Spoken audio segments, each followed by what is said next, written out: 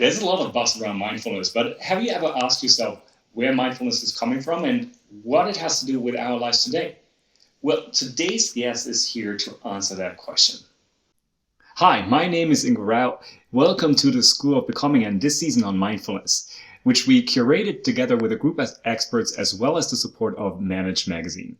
Today's guest is Ginny Wholley, and Ginny has more than 20 years experience in practicing and teaching mindfulness. She's a certified mindfulness stress reduction teacher and works at UMass Memorial, which might be a name for those of you who are familiar with the work of Jon Kabat-Zinn. With this short introduction, I'm looking forward to learn together with you from Ginny Wholley. Welcome, Ginny. Thank you, Ingo. It's so nice to be here with everybody today. Welcome. And, it's an interesting time. So yes, I'm Ginny Wholley. That's it. My name is a little funny to pronounce, right? We say Wholley because that's how it's spelled, but it's really pronounced Wholley. How crazy is that? But I want to welcome you all to this day together. And our topic today is mindfulness today. Can it really ease suffering, bring well-being, and make us healthier and happier? And the answer is yes, it can. But it really takes some. There are many components to that. So we'll get to that discussion about mindfulness in just a little bit. I thought we would actually open today with some practice, just taking a minute. 1 minute. It's very simple. 1 minute to pause. And so I'll ring a little bell to start us off. We'll pause for silence of 1 minute, and then I'll ring it again to bring us out. So coming into a posture that feels right for practice, right? Sitting up nice and tall, alert, awake.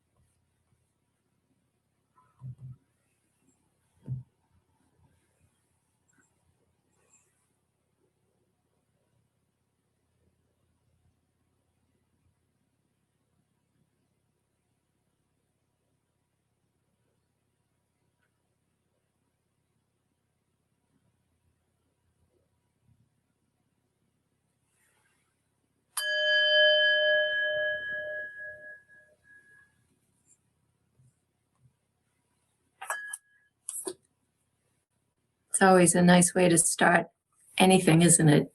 Just to become focused, to turn inwards for even a moment. So this mindfulness today, what is mindfulness today? And it helps to understand how mindfulness, the origins of mindfulness and how we actually got here to this, what seems to be ubiquitous. It's everywhere, right? Mindfulness, we hear about it everywhere. So where did it actually come from? So if you've been attending any of the sessions that have been here, that have been offered by the School of Becoming over the last few weeks, you'll probably have heard some of this. And it's not really the focus, so I don't want to spend too long on it. But I do want to lay the foundations of where did this mindfulness actually come from? Thousands of years ago, there was the Buddha. And so the Buddha was, before he actually got the title Buddha, the enlightened one, was a regular human being, regular man like or a woman, person like all of us. And he was, he came from an aristocratic family and he had a very protected life. And so he didn't experience the outside world. And one day, one of the servants took him out. And he was exposed to humanity, to life. And he saw sick people, aging people, dying people. He saw suffering. And in seeing suffering, he really wanted to understand the nature of suffering. And he was on this quest to end suffering. And so this started him on a lifelong journey. And through this journey, he was, went off in a direction of joining ascetic monks and through deprivation and not really participating in the world. He found that it wasn't answering his question. It wasn't helping him understand suffering and how, if there was an end to it. So he went and sat under a tree, and through his own direct experience, he observed his mind, and he could see that the source of suffering was really in his creation, in his mind, and that the end of suffering was letting that go. And so that's a very simplified kind of version of that, but it's truth. And so these truth seekers, and he was a truth seeker, and through his own direct experience became enlightened. When you have knowledge or a light that shines that brightly, you don't hide it. You bring it forth and want to share it. And so he shared it with others, and they had their direct experience with it and took it in and learned from it, right? So they learned from these teachings, and then they wanted to share it. And so it grew and grew and grew. And it moved through tribes, it moved through countries, it moved to continents. So fast forward to like the 70s in the United States, in North America. There were a group of people, some which you've probably heard of. There was Sharon Salzberg, Jack Kornfield, Joseph Goldstein, incredibly beautiful teachers. They'd been traveling around the world, learning, teaching, and having a direct experience with mindfulness. So they brought this mindfulness practice to a place called IMS, Insight Meditation Society, in Barre, Massachusetts, in 1975, because they really recognized the value of this and wanted to share it. So around the same time, 1979, John Kabat-Zinn founded this mindfulness-based stress reduction program at UMass Medical. And he had the same type of experience where his direct experience with mindfulness led him to want to share this. He knew that it was helpful for people. And he had actually done an interview with many doctors, and he discovered that the doctors felt that they could only help people about 20% of the time, that they could really help them about 20% of the time. So he thought, what happens to the other 80% of these people? And he knew there was a better way to ease suffering, to bring a sense of well-being and health. And so what he did is he asked them if he could take and bring mindfulness to patients at UMass. And they agreed. So this was in 1979. It was pretty phenomenal that anyone would allow the mindfulness and meditation and yoga in a clinical medical setting. So that was a leap of faith. And so John, his initial groups were like in the basement of UMass, and they were with in the pain clinic where people had extraordinary pain that they were suffering from, and that there wasn't really a medical way that they could be relieved from this pain. So through this intensive 8-week MBSR program, they came out the other side of it with this wonderful testimony that it was transformative for them. It helped them ease their suffering and live in more peace. And that was phenomenal. But John really understood that just this testimony wasn't going to be enough, that he really needed to have science behind it, some clinical studies. So he ventured out with different people, and I won't get into the details of all of this because it'd just be too long for us to absorb today in this short presentation. But the first few studies were had such significant results that those studies really started to lay the foundation for many more studies to come. So once we had science, we now had acceptability for these practices as a way to live healthier and with higher level of well-being. So I'm curious, how many people here have been practicing meditation and have been practicing, let's say, how many people are new to meditation? Anyone here? And you can raise your electronic hand. Also, feel free to use the chat if you don't know how to do that. So if you're new, please let us know. Just type in the chat, new to this, and it would be great to hear from you. And thank you. Okay, so how many people, out of curiosity, either raising your hand or chatting? So there's a couple of folks that are new to it. By raising your hands or chatting, have you been practicing for, say, under a year? Yep, less than a year, thank you. And so have you been practicing 1 to 2 years? And then let's just say greater than 1 year.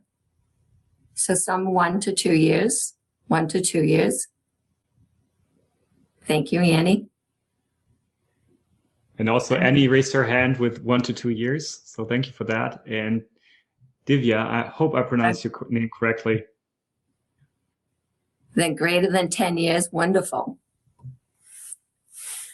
So there's been some 36 years, 20 years. Wow, we've got some really great experience here. And so we know something about this mindfulness, right? And a lot of that we can really thank to these pioneers that in the 70s brought this to the United States and really helped to develop this acceptability, which has snowballed into these practices. And we have this opportunity to practice worldwide. So mindfulness, when it originated with the Buddha way back thousands of years ago, it had 4 elements to it that the Buddha taught. And it was awareness of the body, awareness of our feelings and our sensations, feelings and sensations, and the mind, awareness of the mind. And then there was also this component of the 4 foundations of mindfulness as taught by the Satipatthana. And the 4th one was dhammas. Now, dhammas have a lot of different meanings to them. There's this very specific meaning to it that comes from the teachings. But I'd like to refer to dhammas as our relationship to the world that we live in. And so, how we relate to things that are in the world. So these objects that we experience and how we are when we encounter them, how we bring mindfulness to them. So that's how I'm going to refer to dhammas as for part of our discussion today. So a couple of the points that I want you to take away from this little history that I just shared with you is that there's a component of this that comes from seeking truth, direct experience, where people had a direct experience. So it's not a kind of knowledge that we obtain from, although it can be, we can get a start from reading from our head. But this practice of mindfulness comes from our direct experience. How we are experiencing it in our bodies and in our minds. And so direct experience and then action, how we bring it to the world that we live in. So we've been practicing mindfulness, or we might be new to mindfulness, but what actually is this mindfulness? What is mindfulness? And so I'd love if everybody could if each of us could just chat up a word or a phrase. What does mindfulness mean to you? And it's probably going to be unique to some of us. And then others, it might sound, it's okay, you can say the same thing that somebody else said too. But just in a single word or brief phrase, what does it mean to you? Presence, peace beyond all understanding. Presence in the now. Being present in the moment. Awareness and appreciation. The choice to see things as they are. Feeling your senses during the present. Awareness. Knowing myself better. Yeah, here and now. Heartfulness. Heartfulness.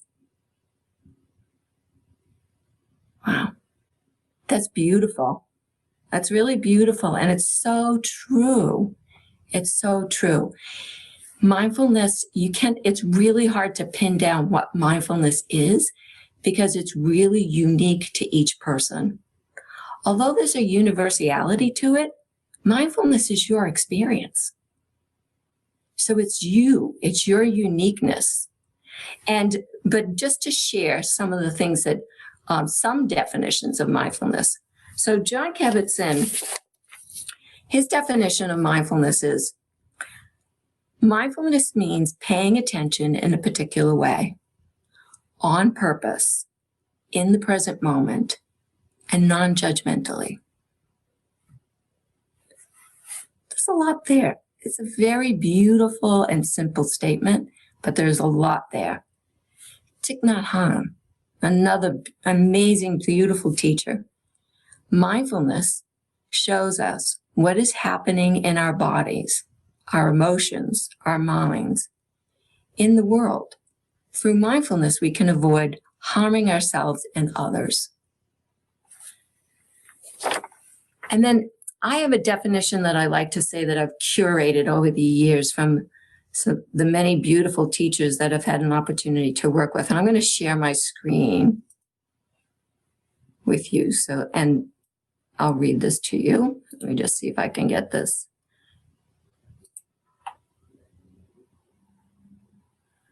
So my definition of mindfulness is really simple, but it's more oriented towards tactical. So mindfulness is a moment-to-moment awareness arising from the practice of paying attention with an open-hearted curiosity towards our feelings, sensations, thoughts, and emotions, and awakening to our freedom and responsibility to choose our relationship to the moment. So there's really 3 elements here that I'd like to dive into. Practice, open-hearted curiosity, and choice.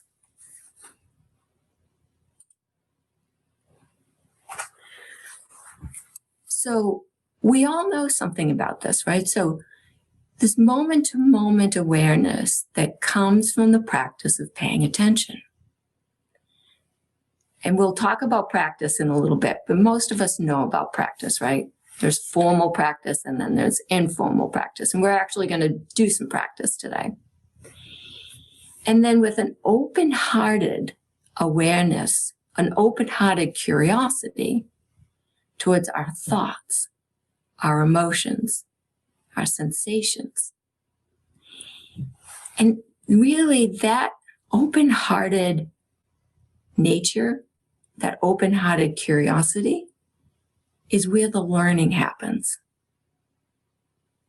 So in this learning, we learn about ourselves, about how our minds work, how our bodies are reacting.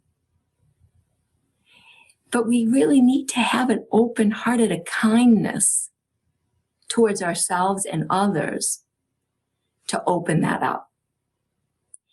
And from this practice of paying attention with an open-hearted curiosity, learning, that's the awakening that happens when we awaken to what's happening in our minds.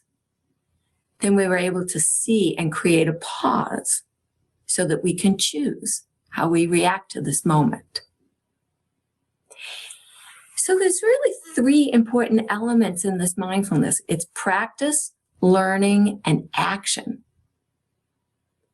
So practice is, we all know the practices, right? The formal practices of mindfulness. There's body awareness, breath awareness, there's walking meditation. So where we focus on something, and that was in the Buddha's teaching as well, right? We bring our attention to the body, and we bring our attention to our thoughts, our feelings, our mind.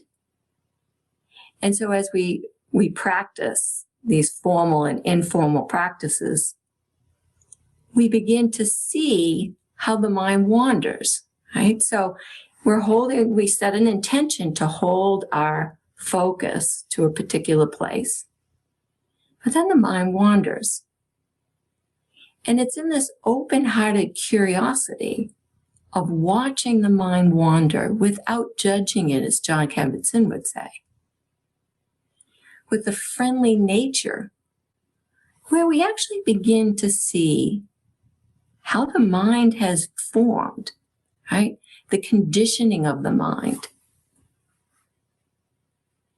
What our experiences have been that really kind of drop us into autopilot, right? And that's what we know from the science now too, which is really great for having all these studies. We know that the mind gets very conditioned.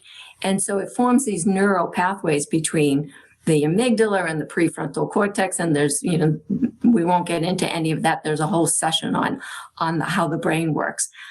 But we know that these patterns and habits get formed in the brain. So it's almost like a schema, the way that the brain works. We encounter something and we react to it.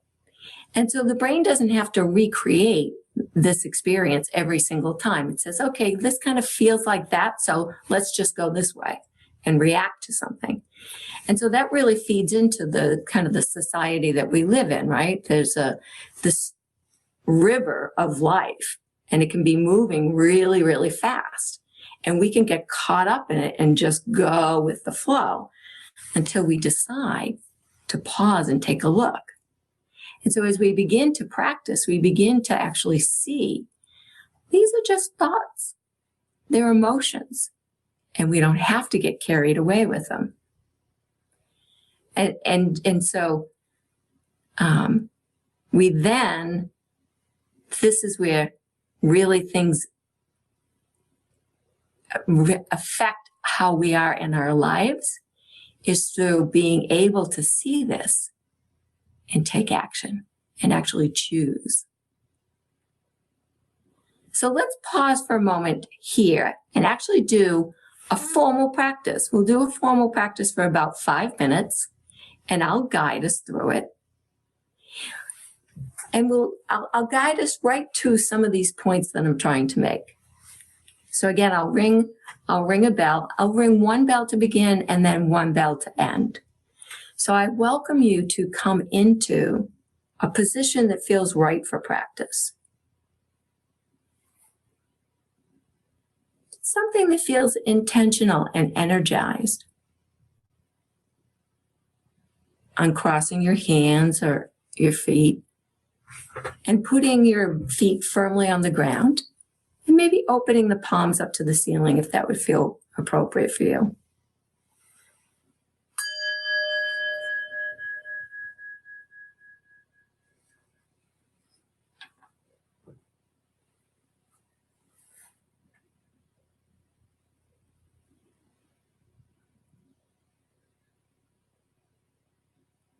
And entering into this practice, noticing all that's here.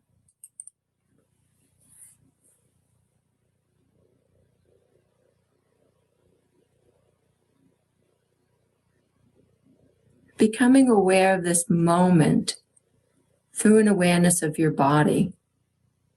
And it's letting your mind move.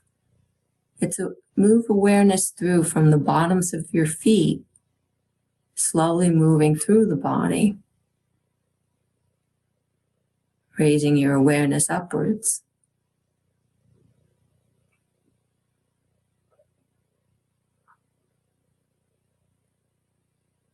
Noticing sensations.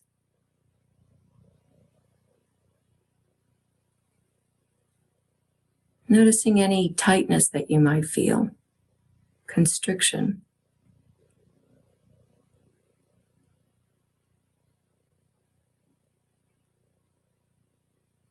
Noticing movement in the body as you breathe, feeling the expanse of the body.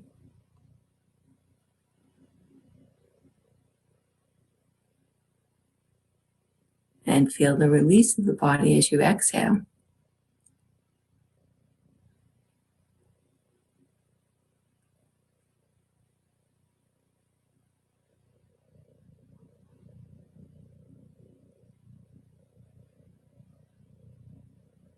And becoming aware of all of your senses.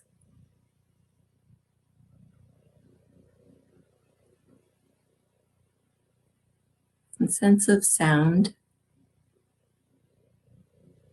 the sense of sight, smell, taste.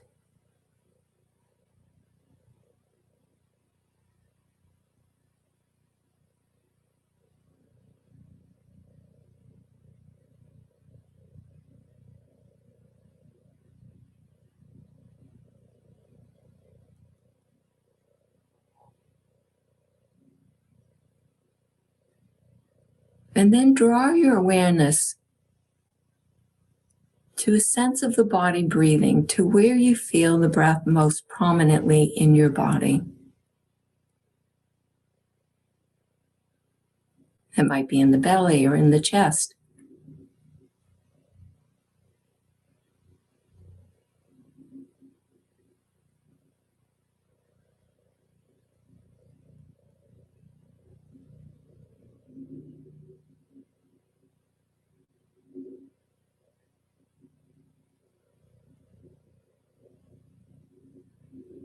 And what is your direct experience with this moment now?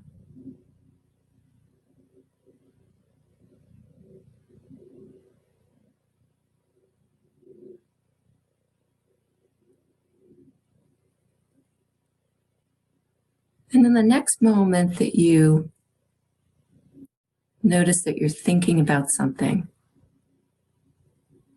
just pausing with wherever your mind goes. No need to rush back, to just notice what's here from the mind. Did it go to judging this moment in some way? I like this, I don't like that. Did it go to planning? Did it go to worry? Wanting to move on to the next thing?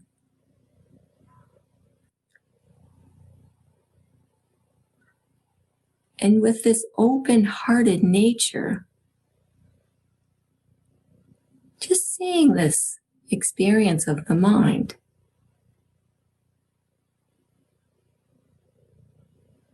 There's no need to judge it. It's not good or bad. It's just the way the mind works.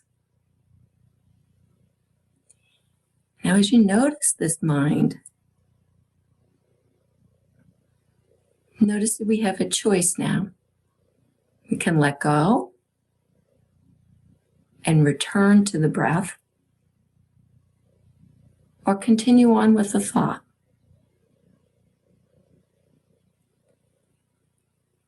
So I'm encouraging you in this practice to come back to this breath.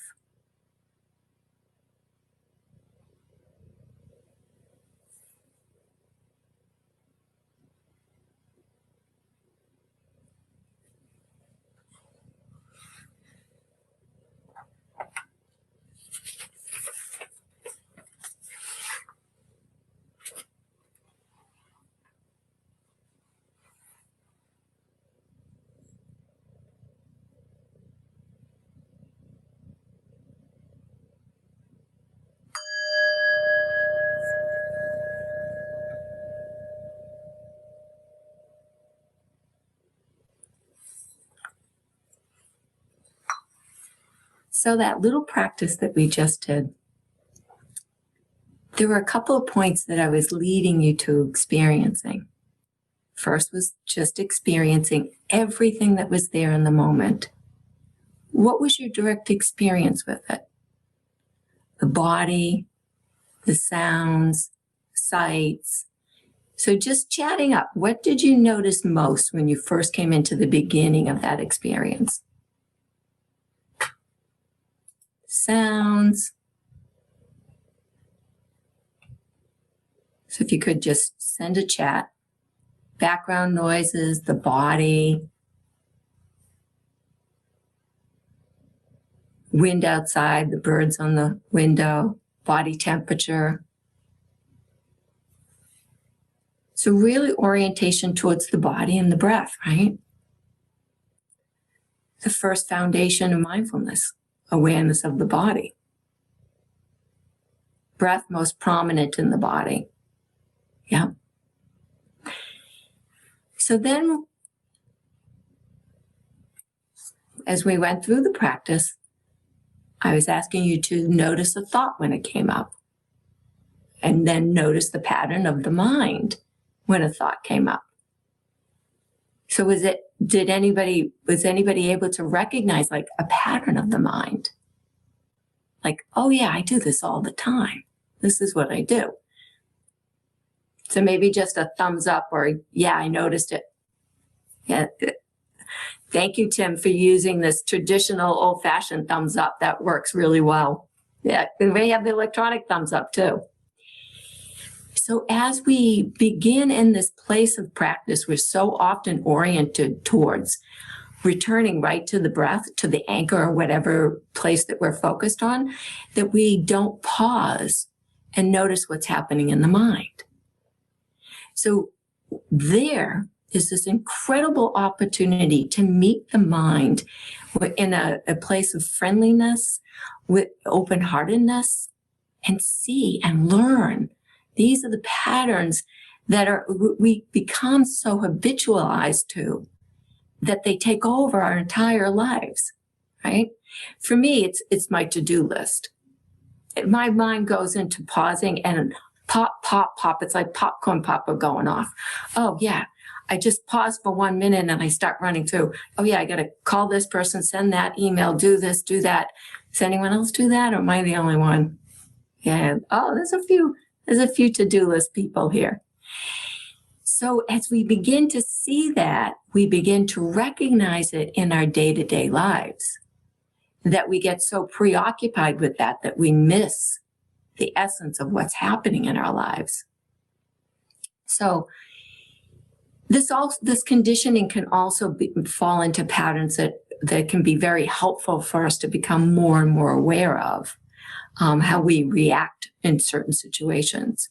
And some triggers can be very, very powerful. You know, like if a boss yells at us, if our boss yells at us, we might be automatically just like shut down or get angry, right? The responses of anger. So we begin to, recognize these patterns and habitual reactions in our minds. And then I asked us to bring our attention to staying with those thoughts or returning back to whatever place, the breath that we were focused on, right? Where we felt the breath most prominently in our bodies. And so there's this awareness right there, right? There's an awareness right there that we actually are choosing whether to stay with that thought or come back to this intention to practice. So were people able to see that was actually a choice? Yeah. That's the action. That's the action. So it's practice, learning, and action. So this mindfulness that we have some experience with and we know something about has really these three elements to it. Practice, learning in a very special way through our direct experience with an open heart to what's happening now action. It's our choices. So as we practice this paying attention, watching our mind wander, returning to the point of focus over and over and over again, that's the mechanism of action, is the returning to the point of focus. So every time we choose to come back, we strengthen the mindfulness muscle. So that's the practice. But instead of rushing back, creating that pause, being with the experience, seeing where the mind has gone without judging it, without criticizing it, just seeing it. In that pause before you come back, there's that learning. There's that learning. And then choosing to come back to the practice, that's the action. And so when we choose to come back to the practice, that's where we really strengthen this mindfulness practice. So you all probably know a lot about the practice itself. So I'm not going to dive into that today because you've had a lot of experience with that from what I can see. And then, but so I really want to focus on this direct experience of learning and action, the action of mindfulness. Because when I posed the question, and when Lauren had asked me, to do this, this talk today, she suggested that I talk about modern mindfulness. And I pondered that a bit. And I thought, well, what does it actually mean? What's modern mindfulness mean? It's still the same mindfulness, but it's about how we experience it in the life that we are living today. So it's really about mindfulness, the ancient practice of mindfulness in the modern world. It's not that the mindfulness has changed, but that the world has really changed. And so then I posed the question of, can this mindfulness really ease suffering, enhance well-being, make us healthier and happier? And so the underlying response to that was yes. If what we practice on the cushion is skillfully brought into how we relate to the present moment. And so that bringing the practice off the cushion and into our day-to-day life, that's the action component of it. And that's what really makes a difference in our easing suffering, is being able to clearly see the situation at hand and then choose how we respond to it. It's in that relationship. That's where it's just so important, is that to really experience this. And so if you think about it, life is like a river, right? And it's flowing, and sometimes it's flowing really fast, and we get all caught up with it, and we're being dragged down the river. And so there are always eddies along the way.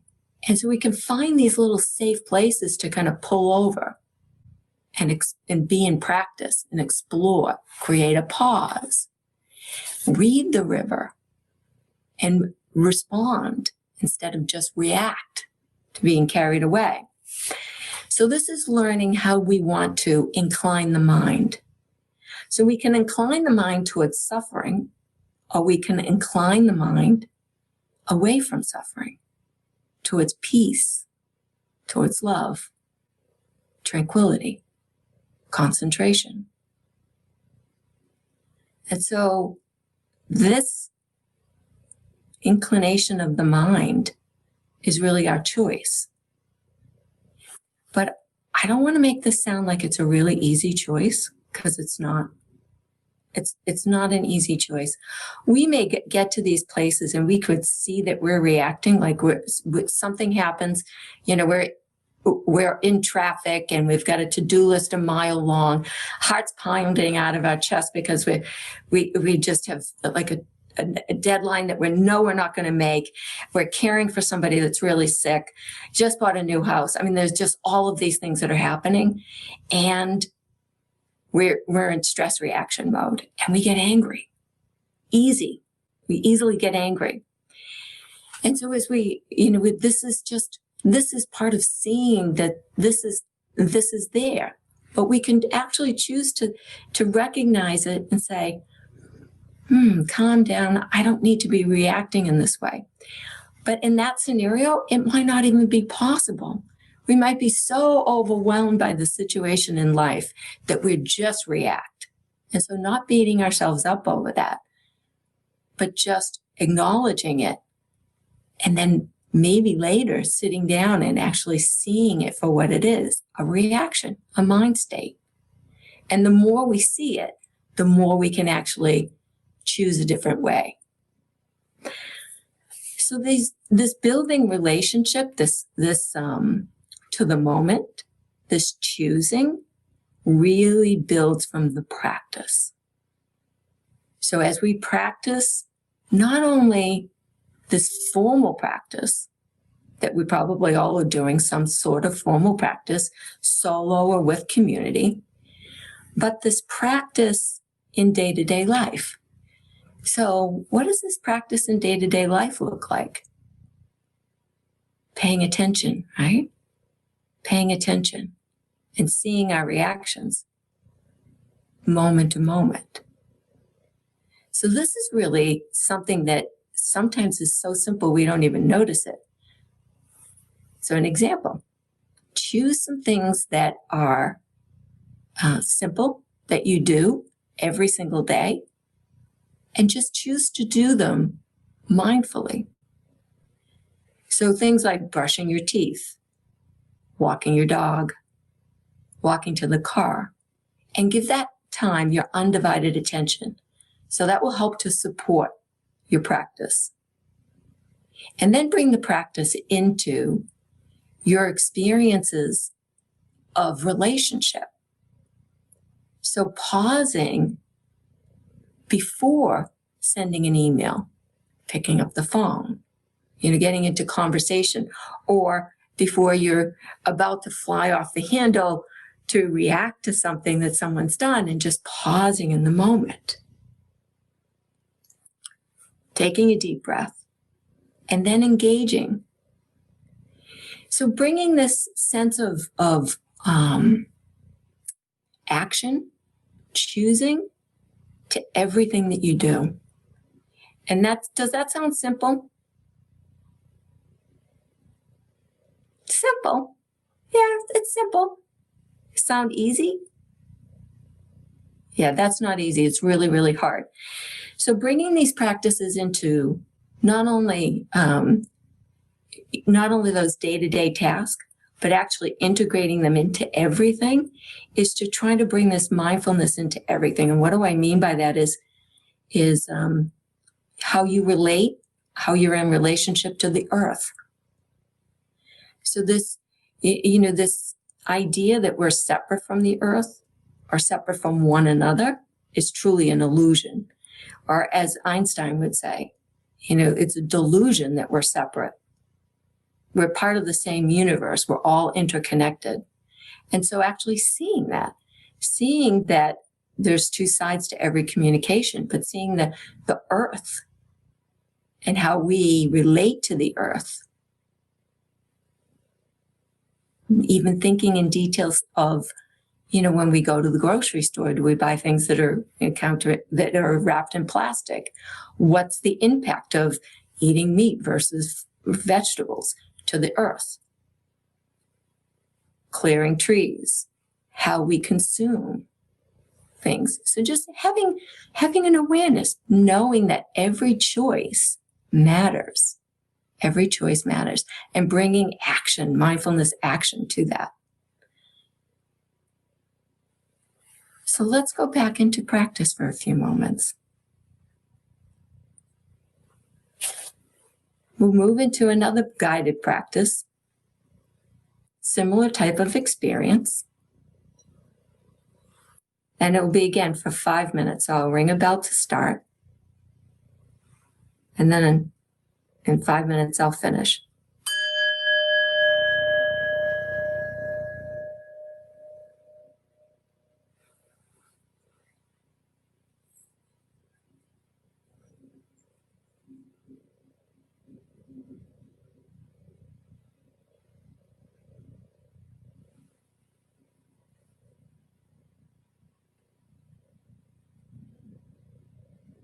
So bringing your attention to some place in your body or your breath.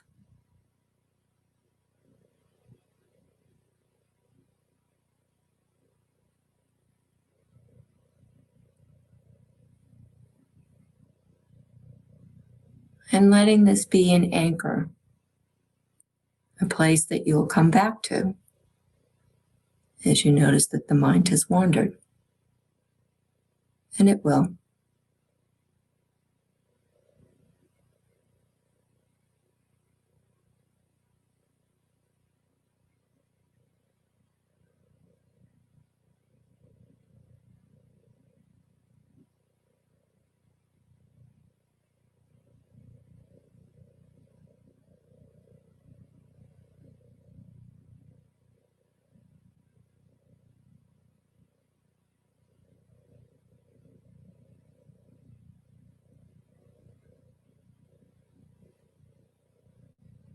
And noticing the mind.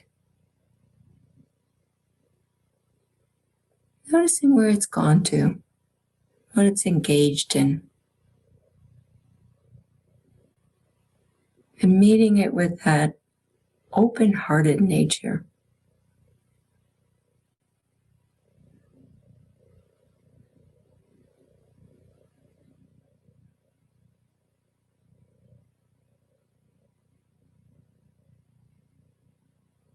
Habits and patterns.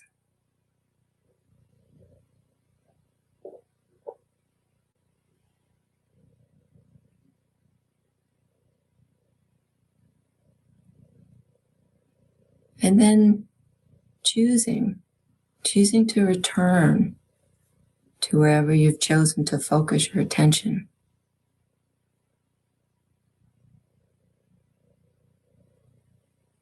It's the practice of 1,000 new beginnings.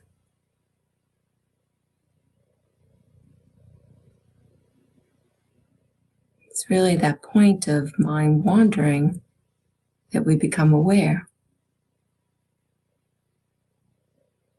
We notice that the mind's wandered. And there's that opportunity to choose.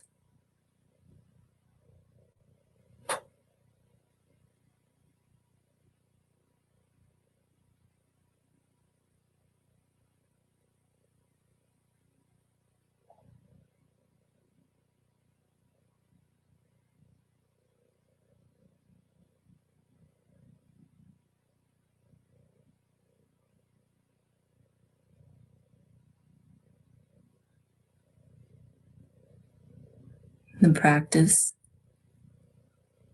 is setting our intention to focus on an object.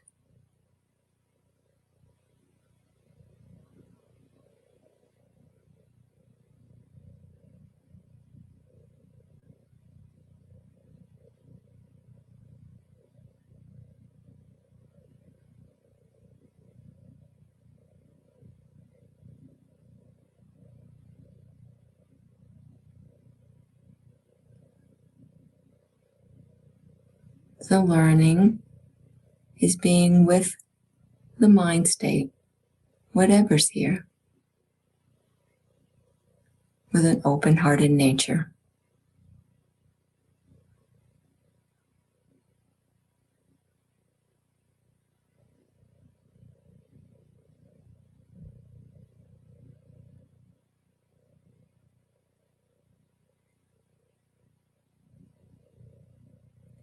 The action is choosing how we relate to that mind state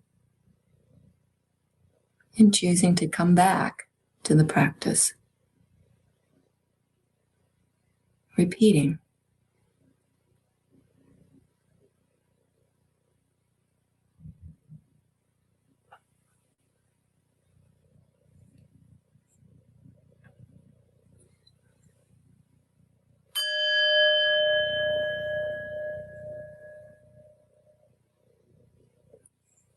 So sorry, that was a little shorter than the 5 minutes, but I thought I'd bring us back to leave us a few minutes for questions.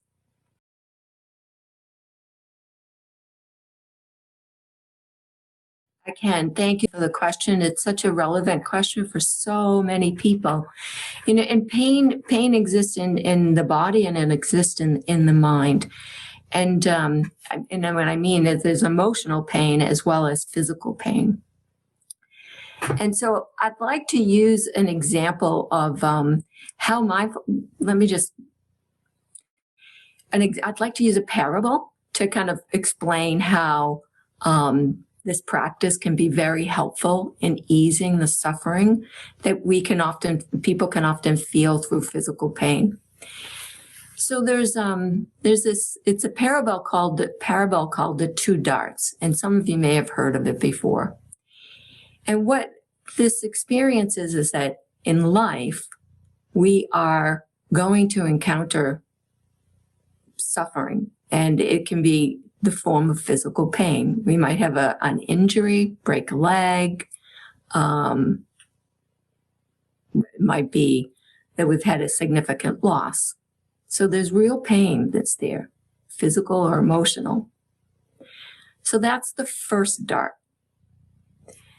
The second dart comes when we hit ourselves with additional pain. And so this is the pattern of the mind that so often accompanies physical pain. So the scenario might go something like, if you broke your leg, then, I've broken my leg. I'm not going to be able to drive. When I can't drive, I'm going to lose my job. Then when I can't provide for my family, they're going to be upset. And my husband or wife or mate, whatever, will leave me. And this is going to be horrible. And I don't know what I'm going to do. Then I'm not going to be able to make my mortgage. Then I'll be homeless. That's the second dart. And that suffering, which can feel very real, is optional. So the first experience is not optional. It's something that we encounter. The second experience is something that we bring to the scenario ourselves. We create it in our minds, and it might feel very, very real. So it's the practiced mind that sees these conditioned patterns. And so, Sammy, I'm not sure if you've had like a physical experience yourself with pain. This long-term physical pain sometimes can be overwhelming in terms of the magnitude of its suffering. So as we practice, it's an opportunity to turn towards that suffering. And as you begin to turn towards it and allow this learning to unfold, then we begin to see that there's the added layer, that second dart that's there, and we can let go of that second dart, and it eases the overall experience of suffering. Yeah, and there's a quality of being in this practice, particularly around pain. It takes courage. It takes courage and compassion to be able to really turn towards the suffering. And sometimes as we turn towards the suffering, it can be a bit overwhelming, and we'll just want to run away from it. And so if you can touch it, just turn towards it, even for a little bit, and then keep coming back. Touching it, returning to it, and then letting it go to the best that you can with an open heart. It makes all the difference.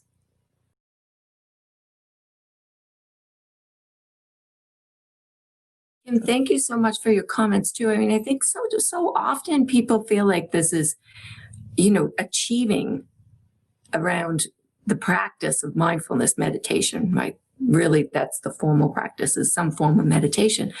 And there's something we have to achieve. Like we have to practice for 45 minutes and, stay completely still and wow, giving yourself permission to 15 minutes. And so how is it showing up for you? Like just being consistent with 15 minutes of practice? Is it showing up for you in your day-to-day life? Sounds like it might be.